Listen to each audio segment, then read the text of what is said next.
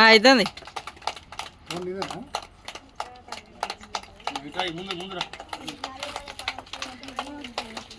ఈరోజు మన సిద్దిపేట జిల్లా కోయడా మండలం మన శిననం గ్రామ పరిధిలోని శంకర్ నగర్లోని ఈరోజు అంతర్జాతీయ బాలల దినోత్సవ సందర్భంగా ప్రత్యేకంగా మన ఎస్ఎస్బి ఇటుకే సెంటర్లో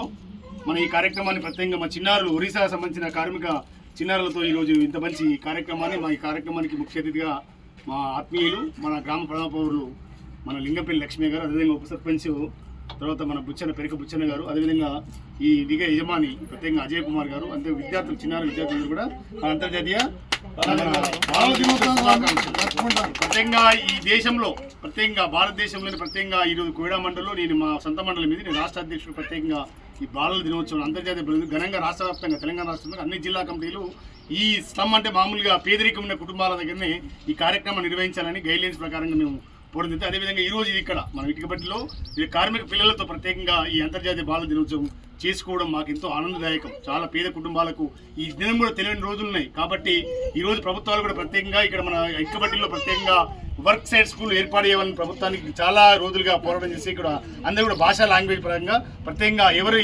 ఏ ప్రాంతం వాళ్ళైనా ఆ ప్రాంతం సంబంధించిన విద్యను అందించడానికి ప్రత్యేకంగా రాష్ట్ర ప్రభుత్వం కృషి చేయడం మా ఫలితం బాలల హక్కుల ప్రజావేదిక రాష్ట్ర స్థాయిలో పోరాటం వల్ల ఈరోజు అన్ని వర్క్ సైడ్లో కూడా వాళ్ళ భాష సంబంధించిన వాళ్ళకి సంబంధించిన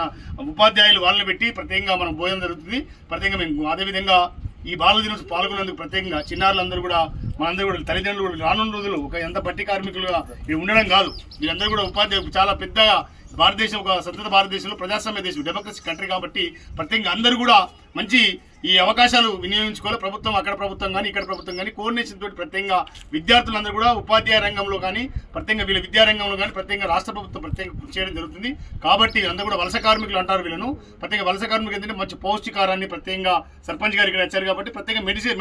వీళ్ళకి మంచి సౌకర్యాలు కల్పించవలసిన గ్రామ సర్పంచ్ గారు ఉప సర్పంచ్ కోరేది ఏంటంటే ఇక్కడ వచ్చిన మెడికల్ క్యాంప్ ప్రత్యేకంగా సీజన్లో వీళ్ళు జూన్ వరకు ఉంటారు కాబట్టి జూన్ వరకు ఫస్ట్ జనవరి ఫిబ్రవరి మార్చ్ ఏప్రిల్ మే జూన్ వరకు కూడా వీళ్ళందరూ కూడా ప్రత్యేకంగా శిబిరాలు ఏర్పాటు చేయాలి. వీళ్ళు వచ్చి కూడా జనవరి ఫస్ట్ వీక్లో రావడం జరుగుతుంది కాబట్టి అందరూ కూడా మంచి ఆరోగ్య సమాజాన్ని అదేవిధంగా విద్యను అందించేందుకు ప్రత్యేకంగా అందరూ పోవాలి. ఎంత విద్య ఎవరిది సొత్తు కాదు కాబట్టి అంబేద్కర్ రాజ్యాంగ నిర్మాత డాక్టర్ బిఆర్ అంబేద్కర్ ప్రత్యేకంగా రాజ్యాంగాన్ని రూపకల్పన చేసి ప్రత్యేకంగా ఇలాంటి విద్యార్థులకు అందరూ కూడా పేదవాళ్ళు ఎంత పేద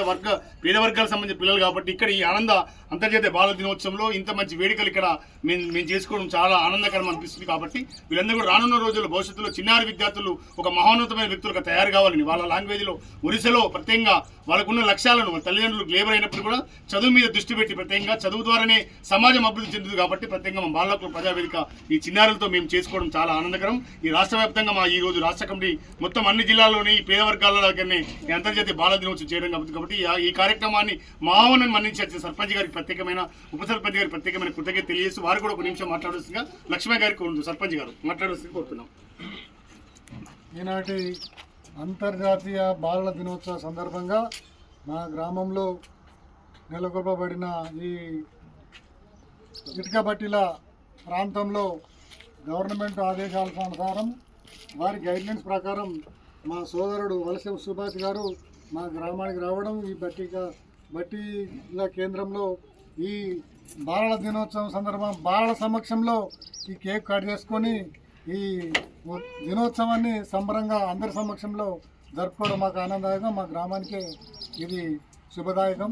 ఈ పిల్లల ఆరోగ్యపరంగా కానీ వారి విద్యాపరంగా కానీ వారి ఉన్నతికి మేము ఎప్పుడూ సిద్ధంగా ఉంటాం. వారికి ఏ విధమైన సాయమైనా మా గ్రామ పంచాయతీ తరఫున మేము ఒక సమాజ అభివృద్ధి కాంక్ష కలిగిన వారిగా తప్పకుండా వారికి ఏ అవసరం పడ్డా మా ద్వారా మా శక్తి మేరకు కృషి చేస్తామని వారి అవసరాలను తీర్చే దిశలో సిద్ధంగా ఉంటామని ఈ సందర్భంగా తెలియజేస్తూ ఈ కార్యక్రమాన్ని విజయవంతం చేసిన ఈ కార్మిక సోదరులందరికీ పిల్లలకు యాజమాన్యానికి అందరికీ ఈ సందర్భంగా ధన్యవాదాలు తెలియజేస్తున్నాం.